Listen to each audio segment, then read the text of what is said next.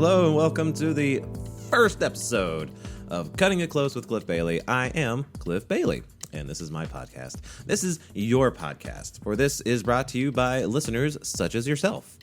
Through the support you give on Patreon. We have a page up there, patreon.com/cuttingitclose. You can donate anywhere from $1 on up, and then I'll be able to make more of these. So far, I've got 4 in the can with guests. I think those are the more interesting episodes, that's for sure. I will be posting 1 or 2 solo episodes as well, telling my own story, because that's what this is all about. Story. And that's not to say fictitious stories, but everyone has a story, and we all benefit from telling and hearing them. And so I think I have a story to tell that will help other people, but more than that, I also want to provide a platform for other people, because I know I'm not the only person with a good story. I recognize other people have very compelling stories as well. And today, May 15th, our inaugural release. Holy crap, this is so exciting. I've got Jana Park Moore, owner, operator of Hapa Film Studios here on the island of Oahu. She is amazing. She's married, has 2 kids, and her husband make it work, and make it work very well. She's very motivated. She's a real go-getter. We talk a lot about this topic of women in filmmaking, indigenous voices. Also get into it a little bit with spirituality and faith. That's something that's very important to me as well, and I hope you enjoy that part of the discussion. It might get a little weird for more traditional, conventional folks from that side of my life, but hope that we can all approach this with an open mind, and I feel like we all have a lot to learn from each other through our experiences, and that's the main thrust of this whole venture, this whole podcast. And as I was saying before, your support through Patreon, encourages me personally. It's a huge moral boost. It shows me that you truly believe in this. And even if, you can't support it financially, that's fine.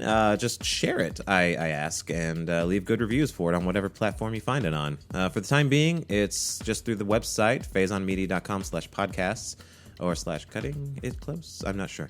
But if you're listening to this, you've already found it. Also be up on YouTube, SoundCloud, and soon iTunes. Hopefully sooner rather than later. So, yeah. Jana, she's a delight. I hope you enjoy this conversation with her as much as I did, and I hope you find some inspiration in it as well. That's one thing I'm really taking away from all of my guests so far is I'm finding inspirational stories. I'm in my daily life, I'm seeing changes because I'm thinking, yeah, they did it like this, so that's the attitude you got to get. That's the attitude I got to have. Yeehaw, here we go. And it's been great. So here we go. Episode 1, Jana Park Moore, Cutting It Close with Cliff Bailey. And enjoy. There we go. But it is working. Yes. Nice. Yeah. So, hi. Hi. I'm super excited to have you here. Yeah. And shoot. I don't know. So you're working on a project right now, right? Yes. We are working on a project called River Street. Uh-huh. It is a short film written by local Chinese writer Feng Xia. Mm-hmm. And she actually came into Hawaii Filmmakers Collective with the dream of making a film. Mm-hmm. And I really liked one of her scripts, so I decided to direct and produce it. Oh, awesome. So it's like your company's Hapa Productions. Or Hapa yes, Pictures? Hapa Film Studios. Okay. I just opened that this last year because I had made a lot of other shorts, or a couple other shorts with some friends, and I thought it was time for me officially to be on my own, and it's easier that way too, as far as legally, to just have your own sole proprietorship, and then you can hire your friends if you need to. But my dream is to eventually make feature films. For now, I'll just make whatever I can. Okay, awesome. And how did you get into filmmaking to begin with? two different ways. Okay. First of all, I'm an actress, so I started acting here locally when I was about 5 years old with Honolulu Theater for Youth. I saw And you were in at least one episode of Hawaii Five-0. I was as an adult. Yeah. Yeah. That was really fun. Yeah. Spent the whole day there. That's Got locked awesome. in a closet, Nice. had tape ripped off by Alex O'Loughlin. That was fun. Awesome. Very cool. And got my SAG card with that, so that was nice. Oh, right on. Yeah. So I'm sorry, back to, you started off with Honolulu Theater? Oh, yeah. So I grew up doing theater. We moved to Molokai when I was in second grade. Okay. And there's no community theater there. Mm-hmm. So I just made my own plays. I would rewrite Disney scripts so we could perform them, and my grandma would sew the costumes. Oh, wow. We'd perform them for the other classes. And I wrote the 6th grade play for the whole school and all that. Wow. So then we moved back here, and I got back into community theater and high school theater and all that. And I think I did a little bit of extra work. And moved to LA. Didn't have time to act, even though I thought I would. But I was supporting myself and going to school. So Okay. and then I got a degree in sign language interpreting because I thought that I would be like acting and interpreting. But instead, I started managing restaurants. Okay. So moved back here, was managing restaurants, and then just became very depressed and wanted to do something where felt like I was making a difference, not just working for a profit. Mm-hmm. So I went back to school with the goal of becoming a politician or a Supreme Court justice or something like that. Wow, okay. Very realistic. No. Hey, I like to set my goals high. So I went back to school. I got another degree in political science with a minor in women's studies. And within that, I studied a lot of film, so especially in women's studies. And it really opened my eyes to a lot of film that I'd never been exposed to. Okay. And it really opened my eyes to how I could be exposed to a different culture and just, and feminism in general through film, but through this indie films that are not mainstream. And Right. and then I basically got into law school. I took the LSAT. I had my recommendation letters. They were like, yeah, you're going to get in. Okay. And the head of political science convinced me to go to graduate school. Well, he said, you want to come to graduate school instead, don't you? Maybe law school later. And I thought about it really hard. And I thought about, at the time, Obama was president, and I thought about how much I admired him, but how limited he was in personal power as far as his personal voice. Oh, sure.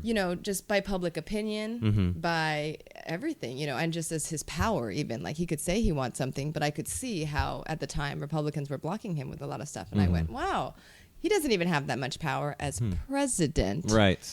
Believing that his convictions were there. And then I looked at James Cameron, whose film Avatar was the top film in 100 countries at the time. And I thought, now there's a guy who gets his voice out and has no one going, censoring it, because I heard he's basically a dictator on his sets, which I don't want to be a dictator per se, but I would like the freedom to get my voice out. Plus, I realized that it really wouldn't suit me to be a politician, at least in the climate 10 years ago, because I'm too liberal progressive and I don't want to keep my mouth shut about it. So I didn't want to have to lie to the public to get votes. Right. I didn't want to spend half my life campaigning, but I still want to make a difference. So I thought, okay, I'm going to study politics and women's studies, and then I'm going to know which films to make. And I can go and hire really good, DPs and all that. Yeah. And so that's what I did. And then in the middle of grad school, I got pregnant and was running a business. So I thought, all right, well, I don't need a degree to make film. Right, yeah. I'll just do that later. Yeah, so that's where it kind of, and I had already, I think I was really into filmmaking and storytelling and all that from my actress background. And I just enjoyed being on set and the creative collaboration that goes along with filmmaking, storytelling, theater, all that. And so I had this abstract idea that I wanted to be a filmmaker to change the world. Then when I got into actual filmmaking just for fun, Showdown in Chinatown, 48-hour films and 1-week films, I realized how much I loved it. Okay. And then when I actually directed my first, quote unquote real short film with the Baby Luau, where I raised money on Indiegogo. We raised over $5,000. Wow. And I had a crew of 16 and a cast of 16. And it was, really a film now, not just for Showdown, not for fun. Right. To really put my voice out there. And it was a story that I was working on for 2 years. Wow. So when I did that, I realized that it was what my soul was meant to be doing in a way that acting wasn't. I always really loved acting a lot. It was fun. I still think acting is super fun.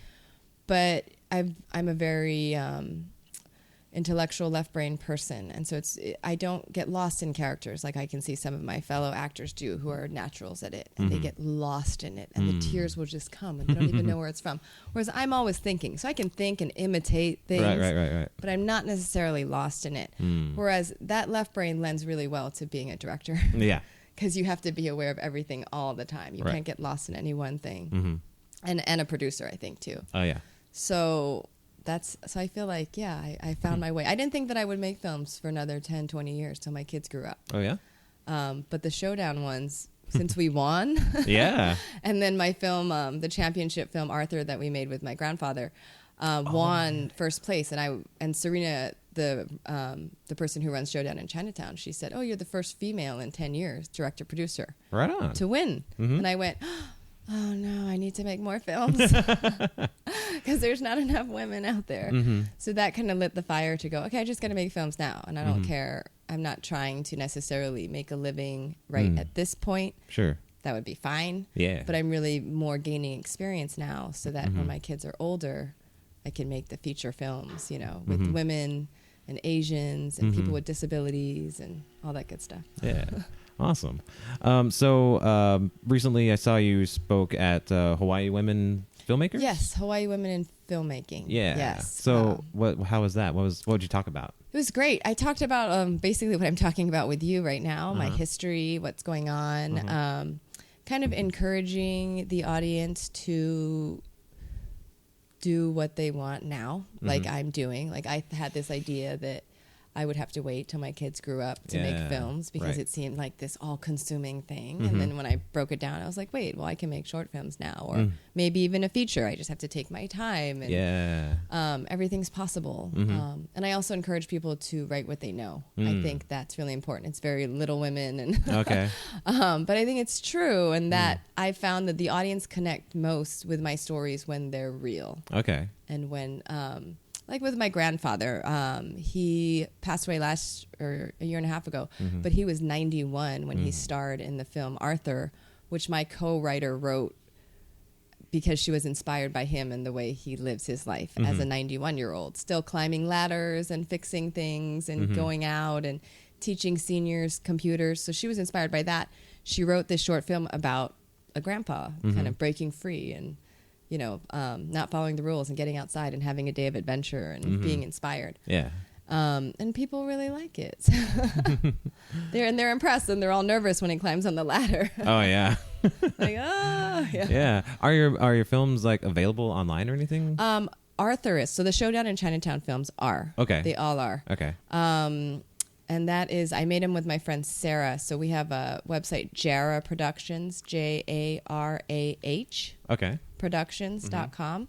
And that's for all the Showdown in Chinatown films. Okay.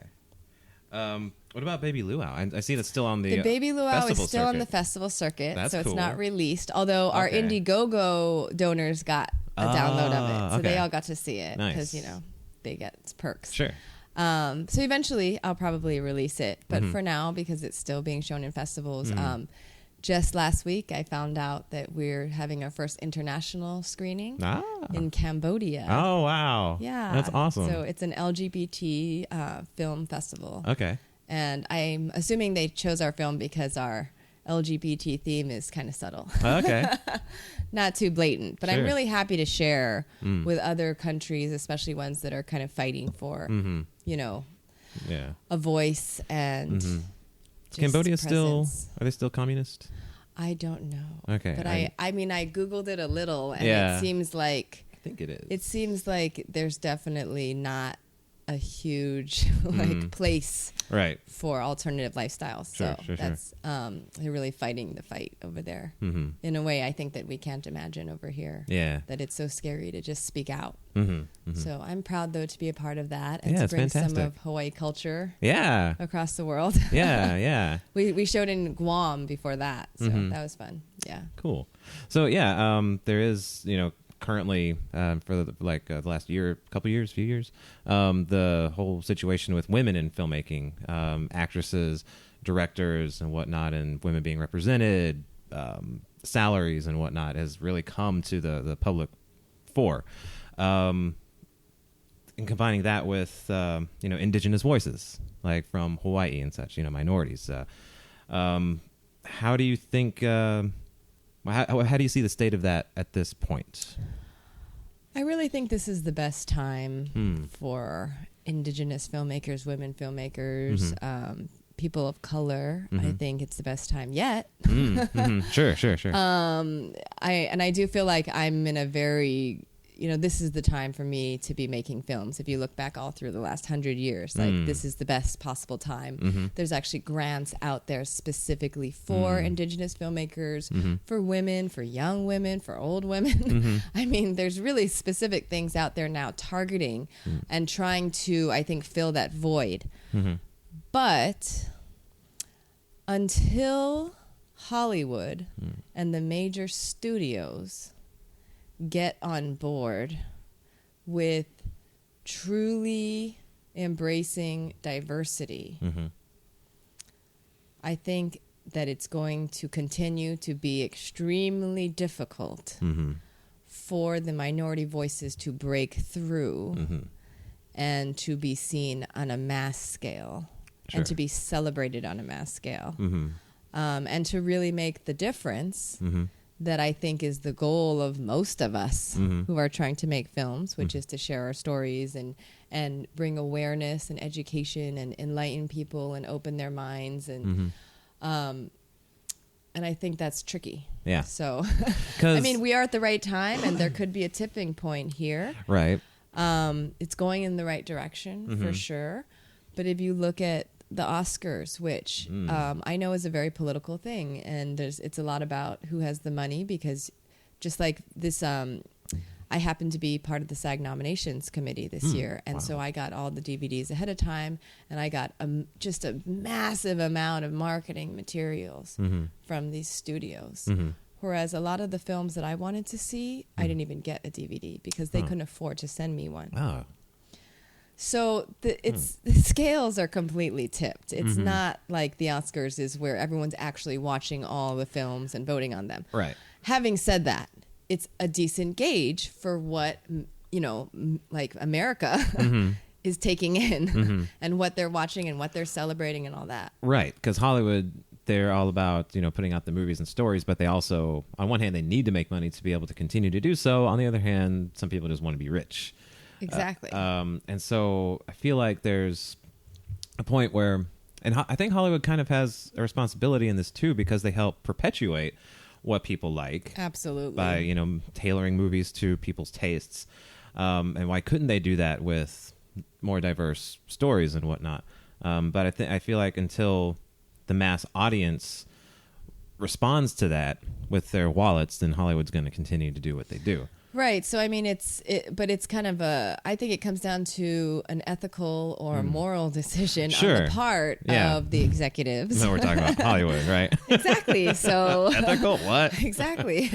But I think that's what it would have to be, because you aren't necessarily going to get, especially middle America, funneling their money into media that is extremely diverse, because they're perfectly fine taking in the normal mainstream, white American male as the lead. And I think that's what they're very much used to. It doesn't faze them at all. Right. If you bring it up, it's almost offensive. Like, so what? That's what I look like. Why not? Yeah. Without seeing that, oh yes, but it's everyone. Every role, every movie. Yeah.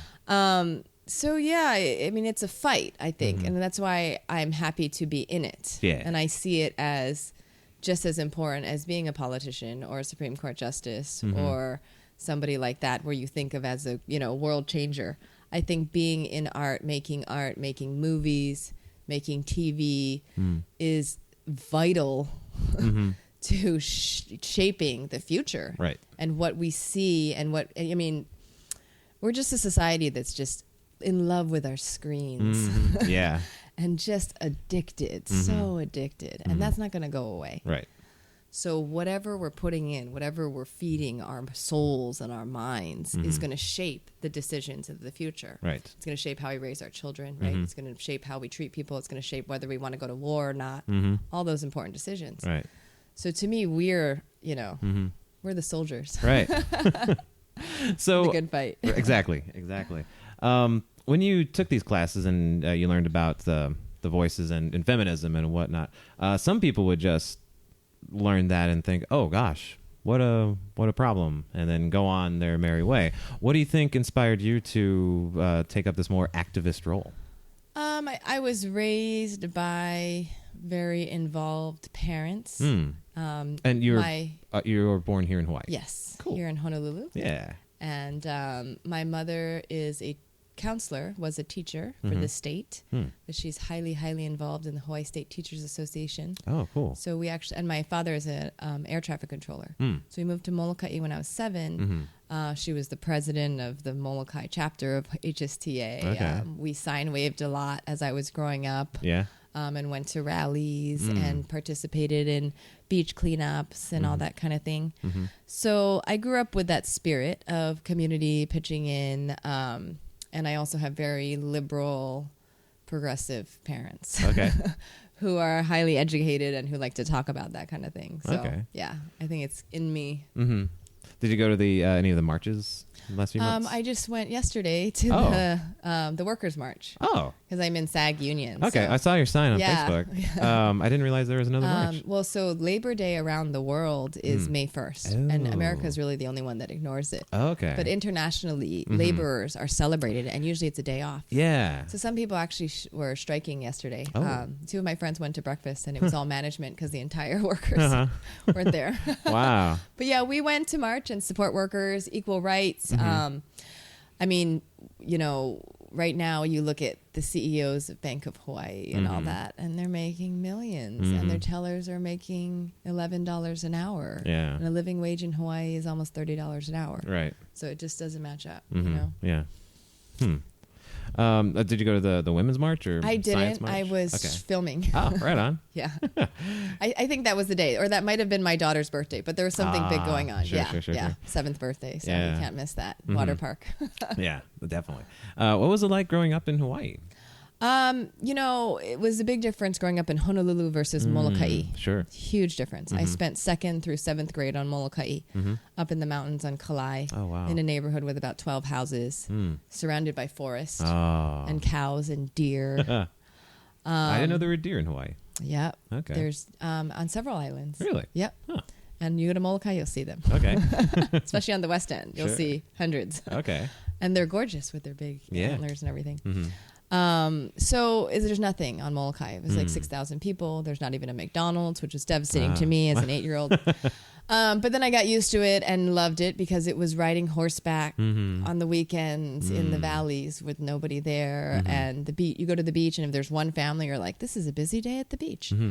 So that was amazing. And then Honolulu was a little rougher, but I think there's a lot more opportunity here. Like I said, I got to do a lot more theater. Right.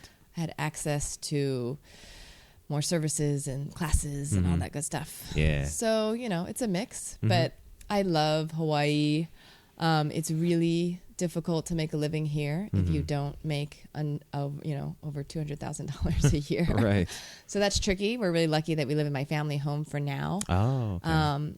But yeah, I mean, I can't imagine raising my kids really anywhere. Maybe in the mountains of Oregon. Okay. Yeah. But certainly not LA. I lived there for 5 years, and my husband's from there. And we agreed, no. Too much going on. Yeah. So are you? So you live in a family home. Yeah. Are you like how? I know there are like a ton of photographers, a ton of videographers, and all sorts of people in this industry on the island. How, like, I don't mean like. How's it going? Yeah. For Hoppa Pictures Studios? So, like when I launched Hoppa Film Studios, like I said, my dream is to make features. Sure. I already have 4 features that I need to make. Okay. About my family, or one is like an extension of the Baby Luau, which is basically about my family. Awesome. But then I have a Korean trilogy with based on my aunt's book of my great grandpa coming to America in the 20s. And there's this whole nice trilogy I have. So that's the goal. Okay. And if I just do that, that would be fine with Hapa Film Studios. Sure. Because that's really the goal. In the meantime, I've shot weddings. Okay. A couple. I've shot, right now I'm doing a real estate video for a friend of mine who's launching her own company. Oh. And she's already really successful. So I'm lucky to be shooting her video because it makes me look good because she has great properties and, but she's going out on her own. So we're making her a little introductory video and I've gotten, the interviews from her coworkers and her clients and all that. And that is for a friend. So, it's not business. It's, I want to build my reel. I want to help her. So far I've taken some paying jobs, but it's pretty much been word of mouth through friends. I haven't gone out of my way to advertise. I'm not pushing to make a lot of money with this production company right now because I have small children. Right. And I know that if I were to start making a lot of money doing commercials, even working other people's films, that's 16-hour days, which is not what I want at this point in my life. So it's more just to establish myself, gain experience, network, get a good crew going, make some short films, which like with River Street, that'll be under the umbrella of Hapa Film Studios. Okay. Get some clout, hopefully win some awards. All that good stuff. Because I do see that it's super competitive. And I already ran a small business. My husband and I had a doggy daycare and boarding. And we used to do dog walking for about 7.5 years. And I still do training. But I know what it takes to run a full-time small business from your home. If you're depending on that income and constantly having to get new clients, constantly having to get new jobs, just having to go. You're always on. It's really not that different from what I do now. I do like 6 different things.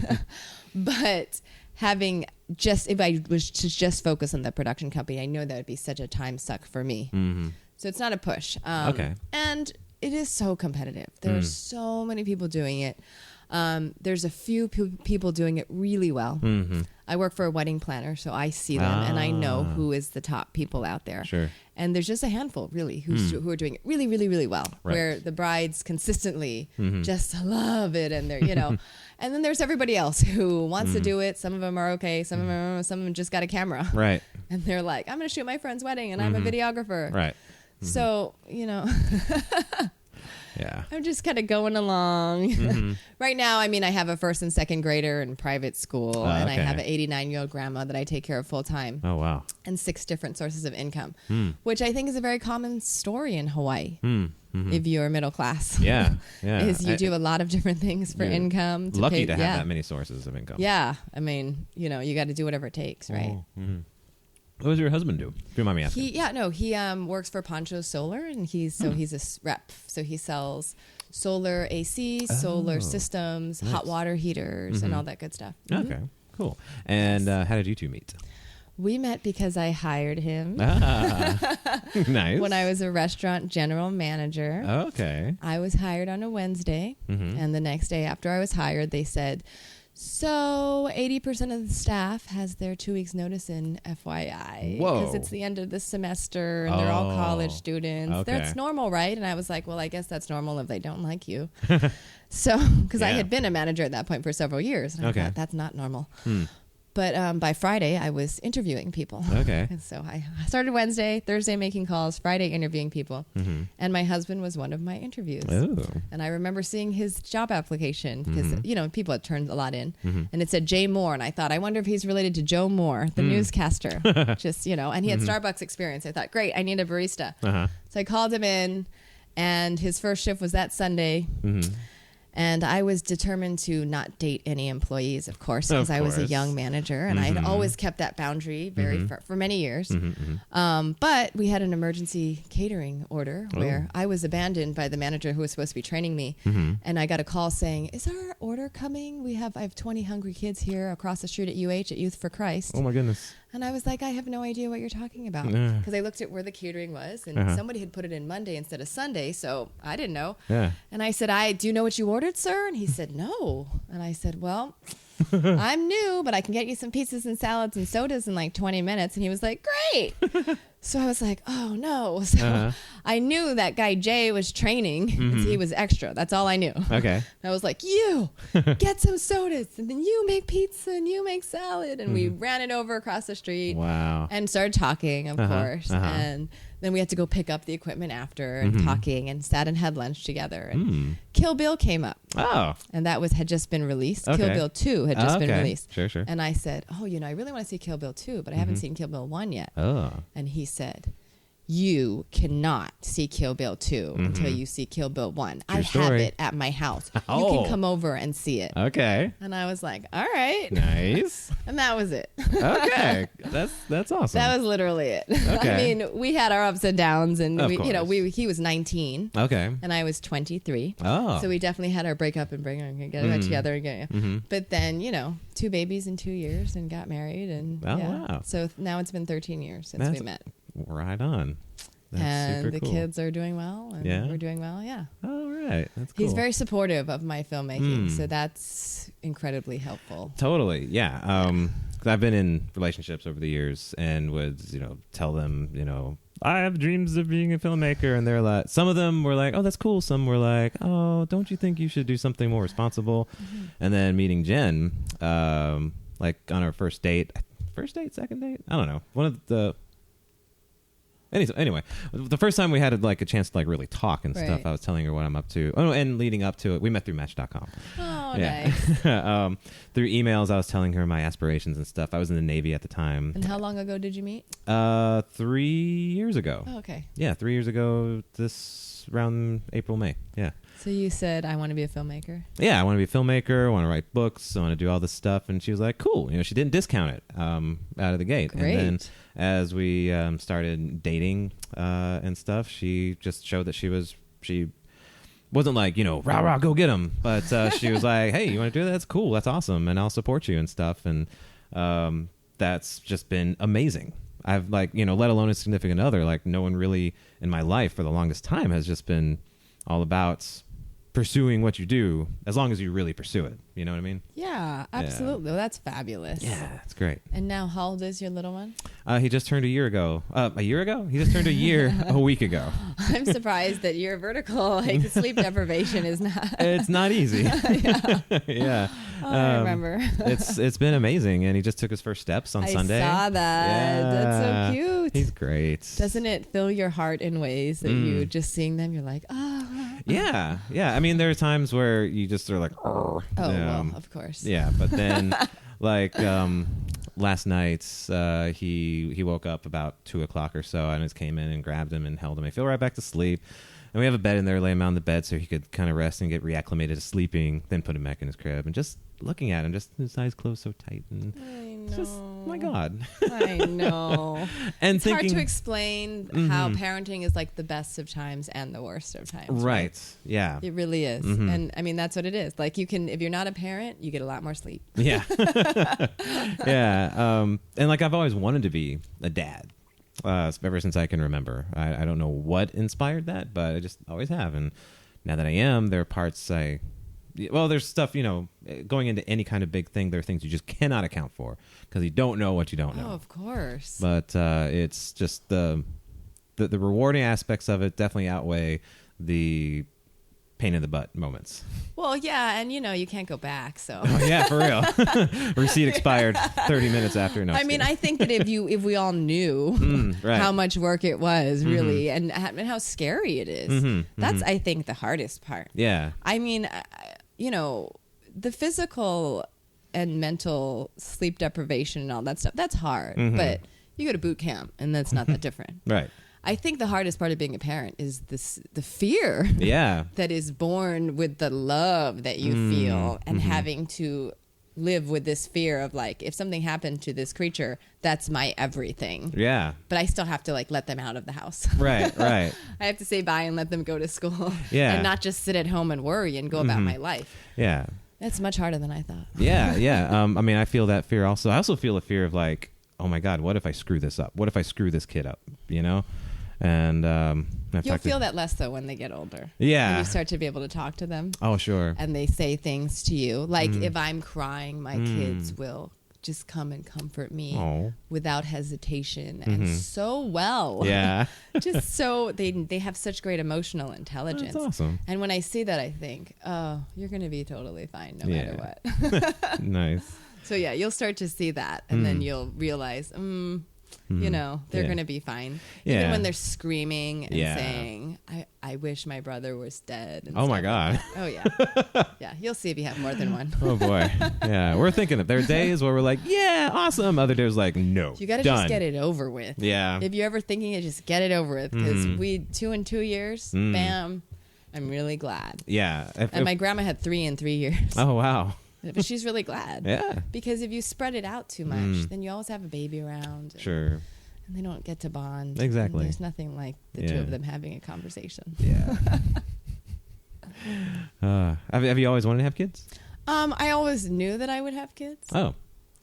How's that work? Yeah, I don't know. I come from a family. My mom is very much a Dr. Dolittle, but with animals and babies. Okay. So even though I was basically an only child because my brother was born 12 years later, there was always kittens and puppies and babies around. And my mom's also a sign language interpreter and likes to take care of kids with disabilities and stuff like that. Cool. So I was just surrounded by just things that needed my care. Yeah. And I was kind of groomed for that. Okay. And I just kind of assumed I would always be a mother.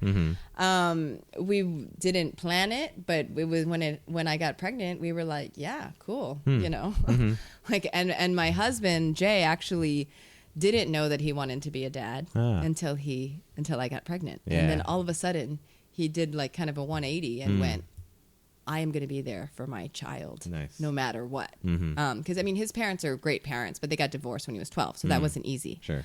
So that, I think, really affected him, and he went, man, I'm here all the time. And he is the most hands-on father that I know and that anyone I know knows, short of maybe our neighbor, who is a stay-at-home dad because his wife has her own OBGYN clinic. Oh, wow. So we have the 2 stay-at-home dads on the block. Okay. And it's amazing. I mean, he taught them both to ride a bike by 3, no training wheels. They could swim across the Olympic-sized pool by the time they were 5. Wow. I taught them sign language. Well, he knows sign language too, so they both were bilingual as babies.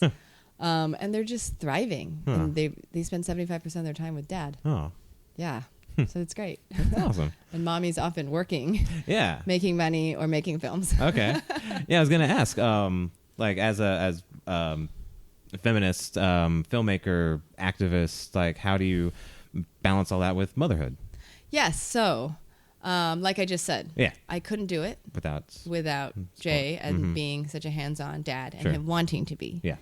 It was not a role that was forced upon him at all. It's a role that he's chosen.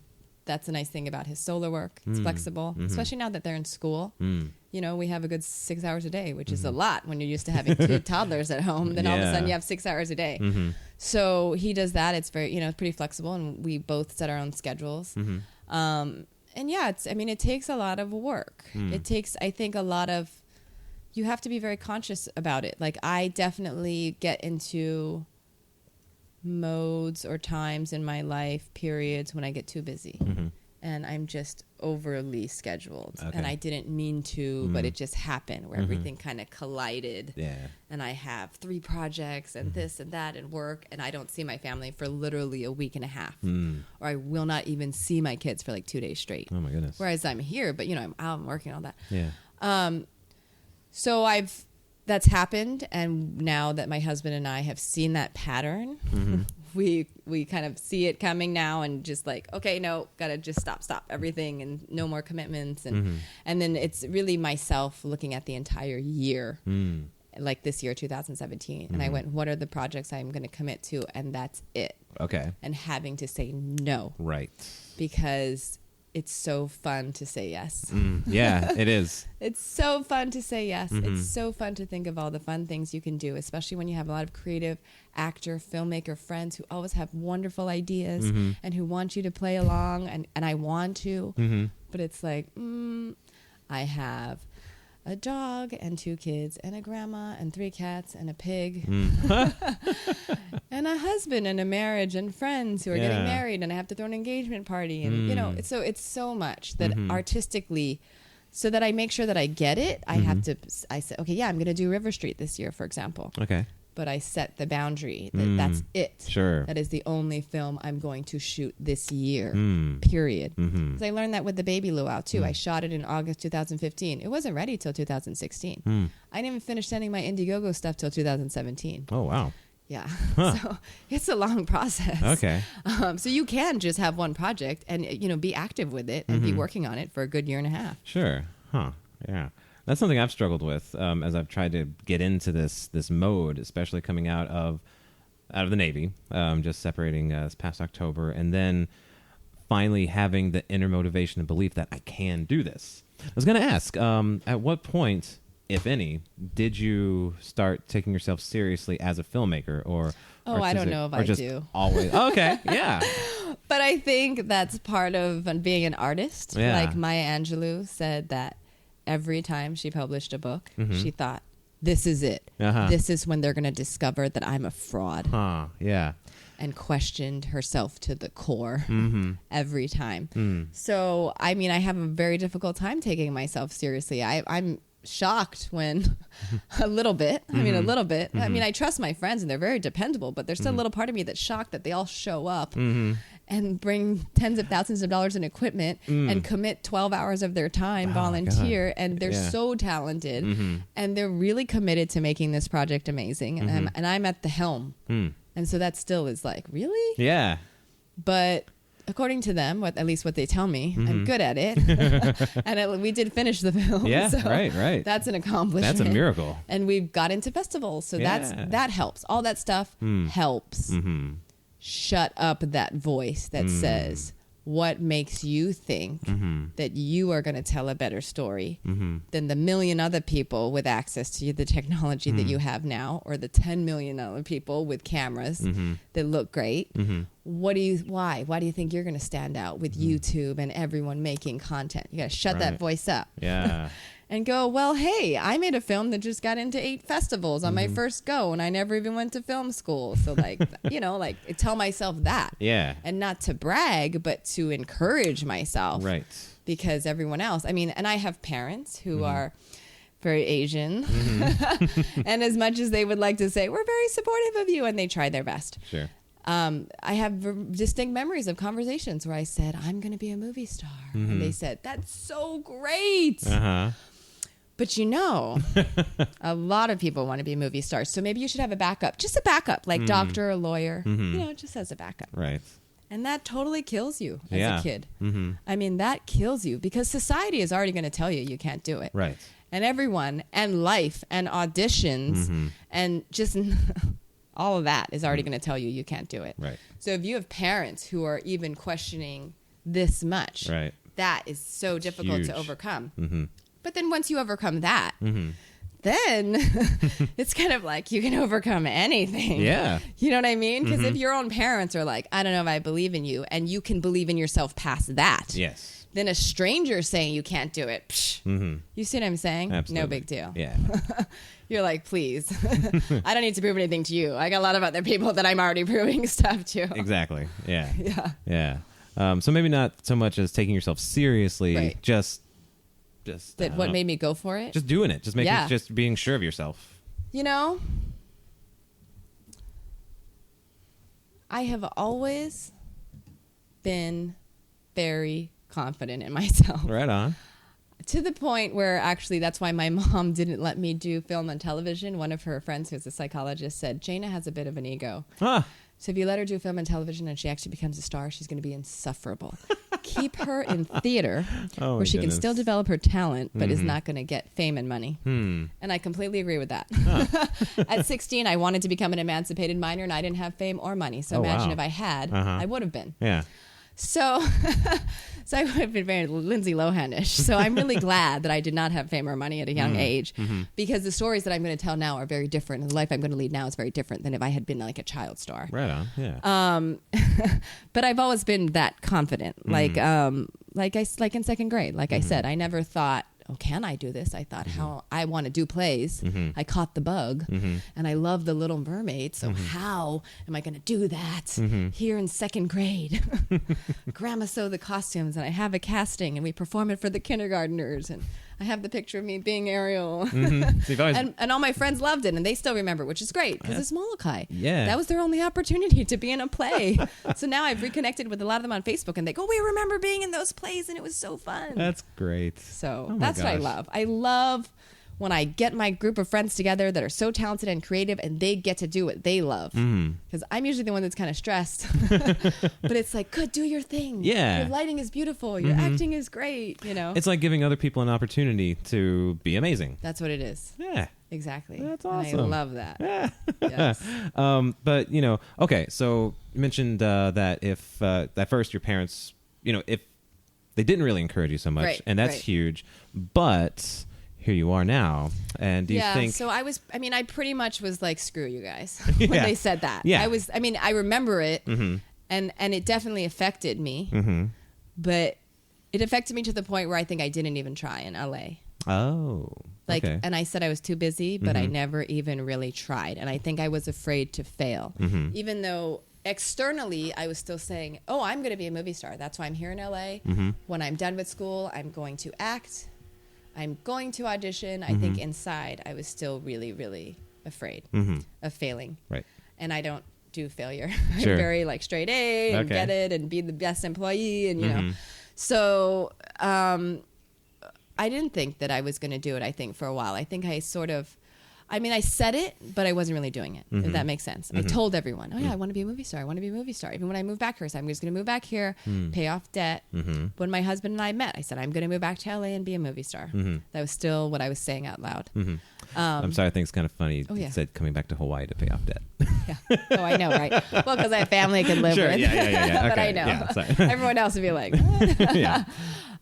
So I really did think that. But then, life happens and I'm in a relationship Yeah. and love and working. And that was a really great challenge for me, which I think I needed to learn the skills of management and managing people. Right. Because I had to manage. I worked at Volcano Joe's, which was coffee shop, catering, pizza. That's on Big Island. And no, it's here. Oh, there's one here, too. I think there's a different one over there. Okay. Yeah. But it was here. It's right where it's like a yogurt land or something. It's the pink Atherton building right across from UH on University Avenue. Oh. So it's not there anymore. Pink building. Volcano Joe's isn't, but it's Okay. like a yogurt land Yeah, or a banan. a banan. Yeah. Yeah, that's what it is.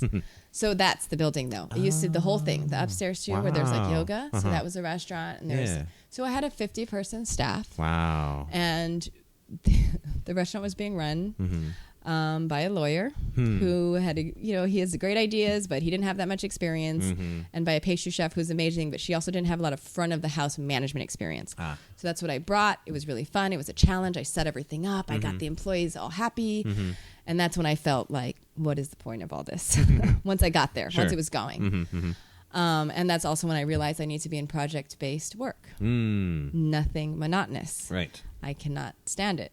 I need projects. I need to dive in head first, move on, start fresh. And I really thrive in that kind of environment. So that came to me, went back to school and all that. And yeah, see, I just have an odd sense of confidence. Like I literally went back to school going, okay, well, maybe I want to be a senator or Supreme Court justice. Like that was the goal. It wasn't like lawyer or like local representative. Sure. It was, the big time. Yeah. So yeah, I just transferred that goal over to filmmaking. And when it became what I wanted to do because I wanted to change the world, and not as a career for money, when I knew like this is what I need to be doing, and the money I'll figure out separately. Then there was no pressure like, am I going to succeed?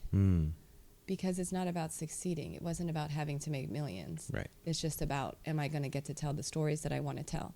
So it's not, am I going to make millions? It's like, can I raise enough money to make those films? And then I just go, yeah, of course I can. I mean, if I can raise $5,000 for a short film in a month, then if I work at it for the next decade, then of course I'll be able to raise at least enough to make my Korean trilogy features, So it's just that kind of shifting of the long-term goal. Yeah.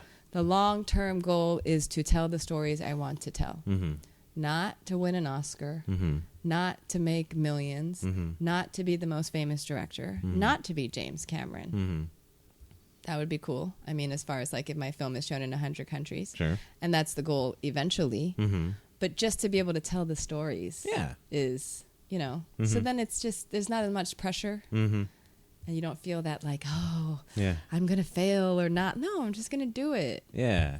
And it's fun. It's so fun. When I'm on set, I can go for 12 hours and it's like nothing. I mean, I don't have to eat. And you know what I mean? I just go. That's my food. And everyone else is tired. And I'm like, well, what's next? And you're like, we got all the shots. So it feeds my soul. Yeah. And I mean, I've heard other people say that before where they say, I can't believe I get paid to do this. I can't believe I get paid to do this. That's what it's like. Yeah. And I really hope everyone can find that. That's what I wish for everyone. Because I think the world would be a much different place if we were all encouraged to find that and then to live it. Which is why I send my kids to Waldorf. So there's my Waldorf plug. Okay. Because that's like the goal of a Waldorf school is to really treat every child as an individual and help them find what their soul is meant to be doing versus giving them grades and testing them and telling them what they're supposed to know. Yeah. Right so on. I wish I had gone to Waldorf school. Yeah. It's okay. My kids do. Yeah. That's cool. And I agree. I've drunk that Kool-Aid. I'm down with it. But one thing I am curious about to get your perspective on. You're familiar with Mike Rowe, Dirty Jobs? Oh, I've seen Dirty Jobs. Yeah. Okay. He has a thing. He has a new TV show on CNN similar to Dirty Jobs called Someone's Gotta Do It. And just in his own social media platform, he's a strong proponent for getting people into the trades and skilled labor and stuff. And he's not such a fan. He doesn't directly just totally say follow your heart is crap, but basically more of just taking pride in a job well done. Definitely. And, instead, like the way I interpret that is just finding happiness where you are, and your soul is meant to just, I don't know, be here and make good things happen and make the world a better place, I guess. So what's your thoughts on that? I'm curious. I think there's two parts to that. So I think that I think happiness is a very tricky word, especially in America. Sure. I think that we have confused, especially in our media, happiness with fun and excitement. Okay, interesting, yeah. Whereas I think of happiness as a more of a peaceful contentment where you're not necessarily with the adrenaline rushing and the giant smile. You know, that's roller coaster fun. Okay, yeah. To me, that's fun. That's excitement. Roller coaster fun. But happiness is more of a constant, more subtle peacefulness, contentment, so that you can have appreciation for those moments, for the work, for doing the dishes. I mean, we're getting into a little bit of the Thich Nhat Hanh, what is his name, and the meditation of, you know, like when you do the dishes, if you think, I'm so grateful to have warm water to do these dishes. Sure, yeah. Versus, I mean, he was coming from being a Buddhist monk where they had to wash all these dishes in the freezing cold and there's no running water. And, you know, so to say, I'm so grateful to have this warm water for my dishes. I'm so grateful to have dishes to wash. I'm so grateful to have a house to be in. I'm so grateful to have food to be on my plate that I have to clean it. So there's that. And then there's, I think, what we are meant to be doing in that not necessarily a higher purpose, though I think that is possible because I have had my birth chart read and it was just very oddly accurate to my husband also. And so it's like, wow, really predetermined from birth? It said for me movies and for him surfing. Oh, wow. And that's our lives. So I was like, wow. But even if it's not that predetermined like at birth, whatever your personality is, wherever the environment you were raised in, whatever that is that shapes you to who you are and what brings you joy or where you thrive. I think that is a separate, like, that's a calling that people can have. Sure. And and some people it's obvious, right? Some people, if you're Beethoven or you're Mozart, it's obvious from a young age what your calling is. Right. Or if you're Jake Shimabukuro even, or if you're a master woodworker that has, whatever it is. But I think those are two separate things. Okay. You see what I'm saying? Yeah. And I think there's a lot of people who, if they were able to learn, say, woodworking, for example, because we need a lot more carpenters in our society. We need more plumbers. Exactly. We need more handymen. We need more, people who can actually fix a clock. People who aren't ashamed to get the garbage. Exactly. Yeah. Exactly. So I think you can find joy in all that for sure, but that is a societal shift where that's part of what we were what we were marching for yesterday. Okay. The Laborers' March, which is about treating everyone as a human being, paying a living wage for a job, for a day of hard work. Like you're going to work hard all day, you should get a living wage that can support your family. And I think if you look at some societies which aren't as diverse as us, which I think is the biggest challenge in America, because if you go to Switzerland and you go to some other countries where it's easier for them, I think, to feel like a community because they are so similar, because they look alike and they talk alike and they have the same culture. So it's easier to feel like, yes, I want to take care of you, brother, and sister, because we're all in it together. Whereas America, it's easier to just go, those people over there. Right. So if you look at those societies, though, where they do pay a living wage and where there's free access to health care and affordable housing, I think you do see higher happiness levels in service level jobs. You see what I'm saying? Have you ever seen the documentary Happy? No. I highly, highly recommend the documentary Happy to everyone. Okay. It's on Netflix, I believe. Huh. It is so well done. It travels across continents, really analyzing what makes people happy and unhappy. And it's just such a beautiful and intelligent reminder of how to live life. And you look at who is the happiest, and it's the people who have the strong relationships. It's the people who feel like they're making a difference and that they're working hard in their community and that they're a part of the community. And the other part out of that documentary, anyway, what they're arguing is another part of happiness is that you have to find flow. And what that is what you're talking about with the dirty jobs. So one of the guys that they interview and they show is this African-American cook in this burger place, and he flips burgers for a living. That's all he does. And I know a lot of people would go, wow, that sounds so boring. But he is like the best burger flipper you've ever seen. He makes it into an art. He goes so fast. He's flipping, he's singing, he's doing his thing, and he's so into it. And no one can flip burgers as fast as him. And and he's in his flow. And it's the same as a musician being in their flow. Or I think as a director, if you're on set and you're in your flow and you're just going. So that's a big part of it too, is finding something where you get to experience flow in your life. Okay. Where it's not your thinking, it's just going. It's your body taking over. So they say a lot of, it can be a sport, it can be music, it can be your job. It can be like that, Yeah, absolutely. So I love that movie, though. You got to watch it. I will watch that, yeah. Watch it with your wife. Sure, yeah. It's like Japan. They go to a commune in like Switzerland or somewhere where there's 40 families living. They all have their own houses, but they only cook dinner once a month. What? Yeah, because they all come together to the cafeteria and one family cooks. So you cook a giant lasagna for everybody. So it's maybe like 100 people. And they have a giant kitchen, right? So you and your family prepare a giant meal once a month. And then the other nights, you just go and eat. That's amazing. I know. Wow. I mean, they watch each other's kids. The kids say, oh, we feel so safe because if we fall down, any of the parents are there and they pick them up. I know I'll make my own one day. Yeah. I'm going to have my own like Skywalker Ranch. There you go. / commune. Nice. Because, it seems like instead of being one big American society, we are a bunch of little communities walled up against each other. In certain places, and uncomfortably so, unfortunately. Yes, I mean, even here in Hawaii, where I think is a great place for. I mean, it's one of the few places where you do get this melting pot. Yeah, and where you can experience being in a room where really nobody cares about the ethnicity and you don't see it. It's not that we don't have racism. Obviously, it's not that we don't have.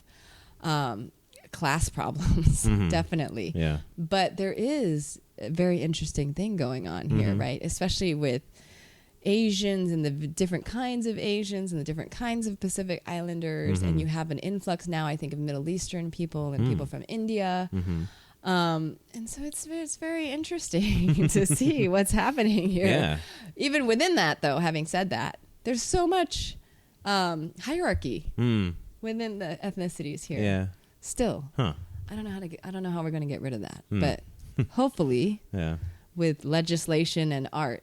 Yes. There you go. Yeah. 'Cause my background is I'm from North Carolina. Oh wow. East Coast. Grew up in a largely, white majority. And then moving here, my early 30s, was very different. I was in the military, and especially living on base, it was still pretty easy to remain. Oh, yeah, you're in your bubble. Yeah, exactly. But then meeting Jen, a local, she grew up here. She grew up in Pearl City. Oh, okay. That just really started opening my eyes to more of what's going on. And now attending classes at UH, last semester I had to take a couple Hawaiian studies courses. It's just really tearing the curtain open, and it's like, oh my God. And now being with Jen and going to more places that she's introduced me to, I've never been the minority so much. And for early on, I noticed like, oh wow, I'm pretty much the only white dude here. Yeah. And it wasn't like scary or unnerving. No, I pointed out to my husband all the time. We go to Gyotaku, and I go, look, you're the only white guy here. I'm just like, oh, hey, okay, interesting. The first time I felt that was at a layover in Japan a couple years ago, and some of us from the organization I was with just were able to go out and spend a few hours seeing the sights and stuff, and it was, I guess, all Japanese, I don't know, or just Asians everywhere, and we were the only white people that we saw. So you got stared at? I don't know about that. You felt it, huh? I kind of felt it, yeah. And it wasn't until we got deep into the city and just was like, oh, hey, I guess we're the only gaijin or something. So it's been very interesting, and I feel like I've been coming into this spirit of being woke, I guess, very recently. Because I also come from a traditional Protestant background, and not like totally hardline, the extreme that we often see portrayed in the mainstream, but kind of in that way. Like, used to believe in homosexuality being a sin, and that kind of stuff, and very common. Yeah. But it helps that my wife's best friend is a married gay man. Well, there you go. And that's what it takes. That's what studies show. Yeah. That if you just meet and interact with and get to know one gay person, then most of the time, any sort of homophobia or preconceived notions will just go away. Well, he wasn't the first LGBTQ oh no, I know, met, but when you know what I mean? Yeah. When you really get to know somebody. That happened with a roommate of mine. He's American, but his parents, oh man, I'm blanking right now. Myanmar. They're from Myanmar. Okay. Or it has formerly Burma. known as Burma. Yes. Mm-hmm. So raised very traditionally, had never really interacted with any gay people, not for an extended period of time. And then my best friend was a black gay man, and I moved him into the apartment because we were going to school together. And I was like, oh, he's moving in. Yeah. And so Ollie, my former roommate, was like, oh, and he didn't tell me like, oh, I've never hung around a gay person. That kind of freaks me out. But he dealt with it. And after 2 years, he told me later, like, that was a life-changing experience. I had all these preconceived notions to the point where he felt almost afraid. And just getting to know Don was like, oh, hello. Yeah. Just a human. Yeah, totally. And, looking back, I realized that some of the best, like when I was working at a Holiday Inn call center, one of my cube mates was a gay guy. And I just absolutely loved working with him, talking with him. That's when I was getting back into comic books, and he was a total comic book nerd. And then I worked at Barnes & Noble and Cafe, and the shift lead was a gay guy, and we just had a ball singing show tunes like at closing and stuff. And so, absolutely. But there was still this cognitive dissonance in my head. It's like, oh, these poor misguided souls, if only they knew the Isn't true that path. fascinating, though, that you could do that and still have that story in your mind? Right, but then finally, Oh, no. Just, yeah, we're fine. Okay. I just finally getting here, and then with the mission I was on, would go to different parts of the world and just seeing, like, really opening up my worldview experience. Just finally I was like, you know what? Screw this. And it was a series of events that just, you know, these traditions I was trying to maintain, because I was, you know, aren't we all? It's still like in a constant quest for identity, and once we find it, to maintain it, and there's things that make us question it. It's always easy to go back to stuff that is foundational, and so I did that every now and then, and still every now and then kind of go back to certain things, but that's a whole different discussion. Yeah, well, I think that's awesome, though. I think that you sharing your story with people is important. Because I think we don't hear a lot of that. We don't hear a lot of people talking about how they used to think one thing and then they have changed how they think. Usually it's just, this is what I believe, and I'm really adamant about it. Whereas I've come from for a long time now, which really infuriates a lot of my friends who have strong beliefs. Yeah. Is that I really am so open to whatever makes the most sense to me at any given time. Yeah. And I'm very fluid like that. And it really drives some people crazy. Because I'd be like, well, I used to believe this, but now I believe this, but I'm sort of open to this, and I don't know. Yeah. And when we die, I don't know what's going to happen. We'll find out. Yeah. And I think it's probably like this, but who knows? Well, that's the thing. Like, who can be certain of anything? Because, I mean, as soon as, like, just in the law and in, you know, the realm of science, as soon as one thing is proven, then something else comes along that totally blows it out of the water. Exactly. Like, just recently, and that's only because I'm taking an anthropology class, like, you know, humans weren't supposed to have reached North America until, I know. You know, and then they just found out it's been a couple 100,000 years. Yeah, apparently. Yeah, that has yet to be proven, but it's definitely making scientists. But why not? I mean, yeah, why not? We're discovering so many things. I mean, just the idea of space and infinity, I think is too much for most people to comprehend. Like, they want to envision an end to the universe and to space, and it's like, it doesn't have to have an end. Infinity can literally be infinity, as in there was never a beginning and there is never an end. I think that's a very difficult concept for human beings, because we have a beginning and an end that we can tangibly see and feel. Us, ourselves, and we're so egocentric as human beings that we really just wrap everything around this, like, oh, well, what's the human version of it? Like animals or even things, you know. So material objects, we humanize them. So, because we're so just in our ego. Right. So same thing with space. We're like, no, there has to be a beginning, the Big Bang, something. Like, there has to be. Like, I don't even believe that. Like, no, there doesn't have to be a beginning. It could just have always existed and will always exist. I don't know if I can even understand that myself, but there it is. Exactly. But I think that's more fun to live like that. Yeah. I come from a very religious family. I was raised very Christian. I used to teach Sunday school. Oh, wow. My family is still very Christian. I think they all are. Still pray for me regularly so that I'm not going to burn in hell. What was your turning point? Oh, like when and what? I mean, I think slowly but surely over the years, I was never a big believer of like the Bible word for word. And my parents are pretty liberal. So I shouldn't say they're not conservative Christians, but they are very strong in their faith Christians. Let's say that. But they're more progressive, and they're like, oh, you know, or my grandma is more conservative, but she also comes from a very, I think, healthy standpoint, which is, it says homosexuality is a sin, but it also says it's not my place to judge, so I'm going to love you as my brother and leave that to God. There you go. And not even, you know, so that's where I came from, more liberal, more, you know, progressive. And then I just would question from a very young age, like probably 8 years old. I was like, Mom, really? Like, so people in Africa who have never even heard about Jesus, they're automatically going to hell because they haven't accepted Jesus Christ as their savior? Like, that seems pretty harsh. And my mom would be like, well, you know, you could interpret it that as long as you haven't denied Jesus, and that there's some ways that, you know, if there's ways where God presents himself to you that might not necessarily be the way we know, and then you can accept, like, whatever. So I went, all right, it's already kind of fishy.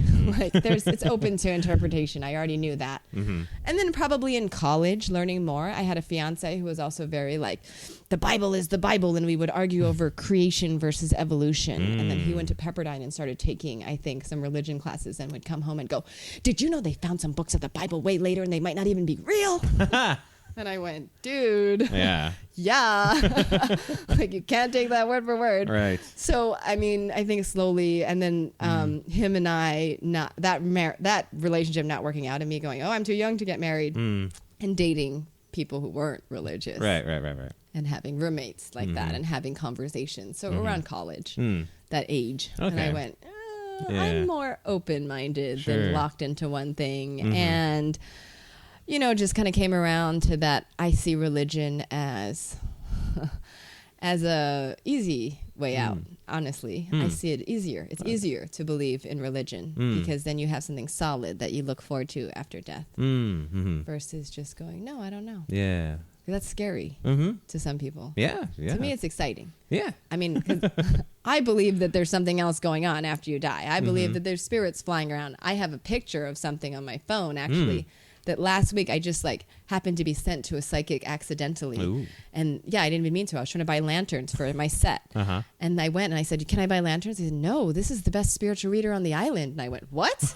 How much does it cost? And she was like, it's just donation. I was like, how do I get an appointment? She's like, you just take a number. I was like, great, I'll do it. And they're like, well, you have to ask one question. And I was like thinking, what am I going to ask? But I have a picture from 3 years ago of this light energy behind my son in a photo. And it has a shadow and it has a reflection in the mirror. Weird. Oh yeah, it's really creepy. So, well, it's not, because it's like a light energy and I don't get any negative feelings. And my mom's has a friend of a friend who's psychic and looked at the picture and said, oh, that's your son-in-law's grandpa. And he says that he's taking care of a little girl too. Is there a little girl too? And she went, yes, there's a little girl too. And so I thought, oh, great, that's your grandpa. And so I asked this guy, this psychic guy, well, he's a spiritual reader, this Chinese guy. And I said, okay, who is this in my house? And I showed him the picture. And he took my address down and where do I live? And then he went and banged on this metal thing and dropped some incense and turned around and goes, I don't know if it's a male or female, but it's one of your ancestors looking out for the family and the kids. Oh, wow. And I went, yes, that's what I thought. That's cool. So those kind of things make me believe, great, there's stuff going on. Yeah. It's a whole nother adventure later. We'll see. Yeah. Right on. Similarly, I started questioning senior year of high school. I got my first real spiritual experience when I was 15. First time I felt the presence of God and forgiveness, mostly because I've had a ton of guilt that I've just been hauling around for the longest time. Religion and guilt are right. 2 peas in a pod. Yeah. So that got me jazzed on Jesus really for the first time. And whenever I get set on something, it's just total. Oh, how are we doing on time? I think I got to wrap up in just 10 minutes. Oh, shoot. Okay. Maybe 15 minutes. Okay. Just long story short, started questioning towards end of senior year because started getting, the more I got into it, the books and stuff, the more it seemed to be like a machine and an industry. And I felt like, this isn't quite what I signed up for. But still, kind of, I didn't know any better, so I was leaning towards legalism and whatnot. Then I went off to college, got outside of my bubble for the first time, started doing stuff that I wanted to do, but then started feeling guilty. And after graduation and going back home, I just, was like, oh my God, I did all this stuff. And, living the college lifestyle, basically, except for getting drunk. Never got drunk until after I graduated. Yeah. That's impressive. Then just over the years, going back and forth and wanting to be in relationships. And finally, just after one last failed relationship, I went into therapy at ironically, my dad's behest, because he had been in it before and highly recommended it for me. Yeah, I'm a big proponent of therapy. Absolutely. Yeah. You have experience? Oh, yeah. Yeah. Oh, yeah. I think everyone my mom's a counselor, so I've been in and out of therapy since I was 11. Nice. But yeah, I was in that for 3 years, and just so happened that she was a Christian therapist. No, she was a Christian who was a therapist, and so we were able to come up from that frame of reference. Nice. And that was that kind of took me back to my high school experience. Not quite as but still just realizing that it's all about grace, and God he's this, if nothing else, this force in the universe that is trying to reconcile creation back to Himself. For whatever reason, the Bible's references is sin and the devil and all this stuff. My views on that are changing recently as well. But then from there, trying out new things with therapy and moving to Ohio, from North Carolina in pursuit of a romance. Wow. That had been in the works by the time it ended 3 years. And when it did end, it was like awful. And I was like, oh my God, what do I do now? And then a close family friend recommended the military. And so I did the military and was still, trying to figure things out, going off on my own. In boot camp especially, like falling back on the Bible and Jesus and stuff. But going to chapel, it wasn't, this isn't like, strong enough beliefs or whatever. They're all, I don't know, to think of it at the time, but just not willing to say Jesus and, he saves and people need to be accountable for their sins. So that was coming back up again. And then getting out and going to A School in Maryland, got involved in a church there, really big mega church run by the guy. Did you ever hear about the book Kiss Dating Goodbye? I don't think so. Okay. It was really big in Christian circles in the late 90s. This guy was Josh Harris. Okay. It was all about revolutionizing dating and how we should go back to courtship and stuff because premarital sex just ruins relationships and all this stuff. And the guilt of premarital sex the guilt of premarital sex ruins relationships. That doesn't ruin relationships. Can actually be pretty darn good under the right circumstances, which I didn't finally accept until a few years ago, right around the time I met Jen. Because actually, I did marry a sailor, a fellow sailor who I knew from training school, and under the auspices like, we're both Christians, and this will all work out, and we're just so excited. We're in our mid to late 30s, and we'll just give it a go. We know what we want, and here we go. And it failed, especially because it was a long distance. We spent a week together, then she had to go back to her duty station, hard. and I had to stay here. And it was super hard, and I was trying to do the right thing and try to impose certain things on her, which in retrospect was robbing her of her agency and her autonomy and ultimately trust of her. And that kind of turned her off. And it just disintegrated from there. And, lesson learned. Okay. I was going to say, that's wonderful, though, that you have, that you've learned that. And that you could see it and be conscious of it. Because that's such a huge step for men. And once it, once it finally did fail, I was like, all this stuff sucks. And what I've been doing over the years is like periodically taking everything I believe and whatever and just throwing it into this fire, so to speak, just tossing it out. Whatever sticks around is truth. And, the existence of God, the universe, whatever, benevolent force, has always stuck with me. Me too, actually, and not dismissing Jesus or anything either, but just, I don't know. I mean, personally, as someone who grew up in the Christian faith and who did have one of those spiritual moments when I was like 13 and accepted Jesus and in Mexico at youth camp. Mine was Orlando. So, like, what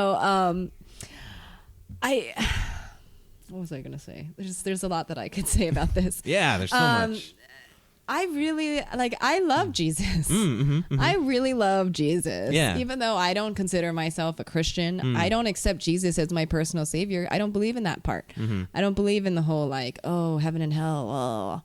But Jesus as a person and as a messenger. Jesus as a messenger, just like Buddha, just like Muhammad, just like so many people as messengers of this important message that I think is coming from God, the universe, Mother Earth, Allah, whatever you want to, that's just semantics to me. But they're messengers of this, because it's all the same. Look at the religions. Yeah. It's all the same. Pretty much. Love each other. Love your brother. Yeah. Don't kill each other. All that good stuff. The basic is there. Treat everyone how you want to be treated, that kind of thing. So I think there's so much to learn from these religions as far as their lessons and their ethics and their dogma and all that good stuff. And I think it just gets dangerous. And to me, the part that doesn't, get me is that you have to be this one way. That, like with Christianity, you have to accept Jesus as your savior. That's it. That's the line. Yeah. So that's tricky to me. Like, really? No.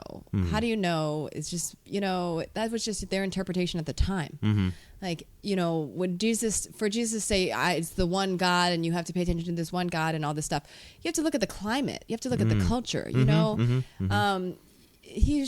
He's trying to get a message across and shift it away from spending money and giving it to the priests and the temples. And, there's a lot of politics going on. Right, exactly. At the time. And people are like, don't politicize Jesus. Well, he was freaking political. Exactly. He was a very important political figure of his time. Right. Hello, challenging the authority. Totally. Absolutely. He's an activist. Yeah. So if you look at him like that, and I mean, Muhammad and Buddha and everybody, to me, you can really embrace it.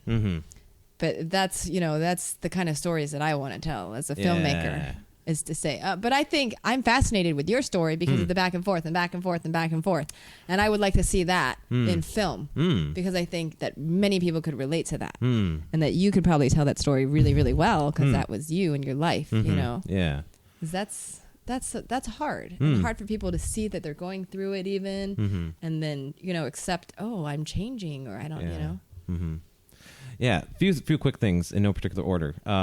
There's this Franciscan monk, Richard Rohr, who I found out through the You Made It Weird podcast with Pete Holmes, and that's actually been huge in my spiritual development as well. Okay. So yeah, he's one of his things is like, the basic Bible teaching is about, like sin and consequence is like for young people for impulse control. But then you grow beyond that and start delving into the deeper truths. He's coming from a mystical point of view, so more experiential, meditative, whatnot. And he's a super awesome dude. Like not fundamental, anything like that. Like, be like, oh, you're Catholic? He's like, yeah, but Buddha's cool too. So that kind of thing. So there's that. And then when I was in therapy, one of the key things was my therapist was saying that you are enough as you are. You shouldn't punish yourself for your sins, indiscretions, whatever. You shouldn't hate yourself because you are enough as you are, and God loves you as you are. And then going further back, I remember when I was dealing with guilt and stuff in high school, my parental figures, no, not just necessarily my biological parents, but people who served as parental roles in my life, would say that, it's not just about sin and, forgiving other people, but you've got to forgive yourself. And when you commit a sin against someone else or just against God or whatever. So I'm like, if it's about forgiving myself, then what's the whole big deal with God's forgiveness? But then, I guess, you could argue that it's God's forgiveness that enables you to forgive yourself and then live a life free of guilt, even though you continue to screw up. Right. And sin and commit into transgressions and all this jazz. And you're still not going to be a perfect person. For the longest time, I thought, there's got to be a point where I arrive, where I'm a good person, where I stop being this terrible drag in society, and I finally become a productive member of society, where in reality, I've been that way all along. The old, adage like, the power was within yourself the whole time, that kind of thing. Absolutely. And so I've kind of boiled it down to this principle where it doesn't matter necessarily which vehicle it comes through, be it the salvation message of Jesus or the message of Buddha or whatever. The point is, you're okay. And it's so hard to convince yourself that you are okay. Oh, yeah, it is. And we need that external stimulus. We need that story, that narrative of a sacrificial lamb, of enlightenment or whatever, wherever your cultural framework comes from, just to enable you to accept that truth. That's what I think it comes down to. Yes. Very wise. So yeah, okay. Shoot. Any other last questions? Oh, golly, there's a lot we didn't cover, but that's okay. Well, we can do a part 2. That'd be great. That'd be fantastic. Is there anything else you? I want to know what's on your, agenda next as a filmmaker and storyteller and writer. Oh, geez, Louise. Too much.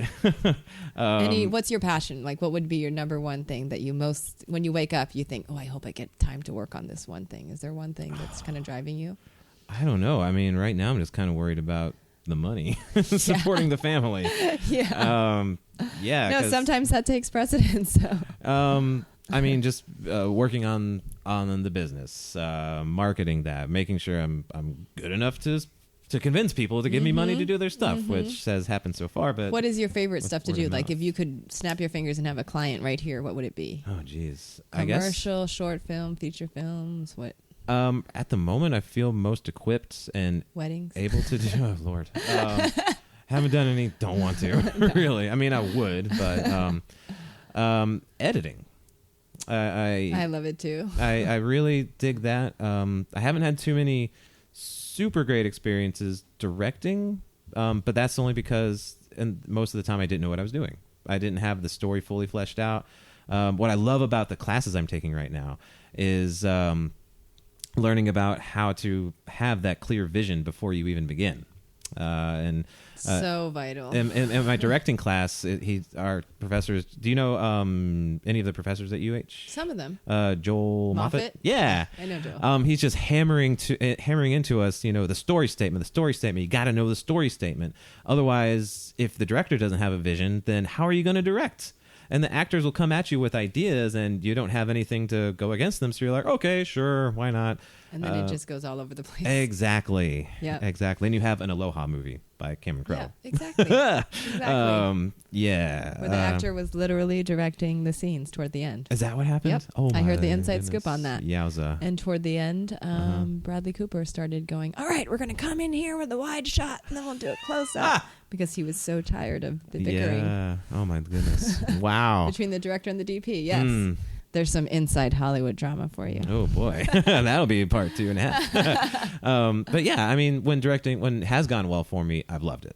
And there have been a few experiences like that. But then, like, when you get the shot, you're like, oh, my God, got the shot. Right. But then when you come into the editing portion and you're like, the cuts just happen and something you might not have seen or taking. Oh, that's my favorite. It's taking magic. something out of sequence, but it works. And it's like, oh, my God, that's amazing. And then you get some music and it just fits in the timing perfect. And you're like, I couldn't have planned that. I know, right? Like, that's when it's like meant to be. Yeah. And I really believe that. And I try to let things roll and let them go because like with the baby law, there was so much happened that was just meant to be that I couldn't have planned. People coming in to help. Yeah. Literally people walking up to my producer, strangers handing her props that I requested. Nice. Literally that. I'm like, wow. That's awesome. So that's the universe saying that you're doing what you need to do. No, it totally is. Yeah. Have you read The War of Art? No. You should read that by Stephen Pressfield. The War of Art. Yes. Okay. I mean, it doesn't sound like you have a whole, like a too big a challenge of getting stuff done, but it's still really great to read. And I always need to be motivated. Oh, it's so freaking motivating. Just like I said, society will drag you down. Yeah, yeah. But to answer your question, I've got The Golem's Curse, which I started last year, which was, I think, where we met the first time was the pitch day at HFC in February last year. So I shot that in March, and then my baby was born, and then everything else, and I've hardly had time to work on it. It was on hold. A behind-the-scenes thing for Diamond with Potluck with Smooch. Hopefully I'll get him on here. I want to do a year retrospective on the first year life of Stormy. That'll be nice. And I think that's it. Enough for a new dad right there. But I've had this like sci-fi fantasy epic in my head since I was in 8th grade. Oh wow! And you have to do that. But it's one day. It's only been in the last year or two where I'm finally able to come up with finally be able to discover the motivations of the protagonist and the antagonist. Because for so long I've just had this like cool premise, like, oh wow, that'd be great. But then when I try to write, I'm like, I don't know what to write because I don't know what the story is. I don't know why they're doing anything in this cool premise. But now I do. And so it's starting to slowly come together. Well, anytime you need a reader, send it over. Right on. Anytime you need an editor. I give you the feminist perspective. Yeah. Well, yeah. That's a huge thing that's been changing in my mind is I also love book series. So I want to do a series of books. And the first story I started working on, female protagonist. Yeah, the protagonist is a female. Good. And there's just not enough. You look at the numbers. Yeah, and then like I don't know if it's just my Hawaiian studies classes that influenced it, but I envision her as like a descendant of island royalty. Awesome. Basically. Awesome. And then just make sure you get a Hawaiian consultant. Right. Exactly. Yeah. So all these ideas finally starting to execute, and that's kind of what this podcast is. It's something I've wanted to do since I first started listening to podcasts. Because anytime I discover something that I love and just really gets me going, I want to share that with other people. And I love sharing stories with other people and giving other people opportunity to tell their stories. Awesome. So that's why I want to bring people on, get them to tell their stuff, then we can talk and share and all that. Well, this was great. Thanks. Thank you so much for having me. Thank you for being willing to. We definitely do a part 2 one day. Definitely. All right. Well, I guess that's it. Boom. Thank you so much for joining us today. Cutting It Close with Cliff Bailey is a Phazon Media production. Check us out at phazonmedia.com/cutting. For Jana, you can follow her on Facebook at Hoppa Film Studios and Instagram at Jana Films. You can follow the pod on Instagram and Twitter at Cutting Close Pod, and SoundCloud, soundcloud.com/cuttingitclose, and YouTube, search for Cutting It Close with Cliff Bailey. Soon this will be available on iTunes, but not yet. Music licensed from audioblocks.com. Editing by me, and yeah. All right. Thanks for listening. Hope you enjoyed it. Please, whatever platform you're listening to this on, like it if you liked it. If you want to keep up with it, subscribe. As soon as it's available on iTunes, I'll let you know. Otherwise, have a great rest of your time on Earth, and we'll see you next time.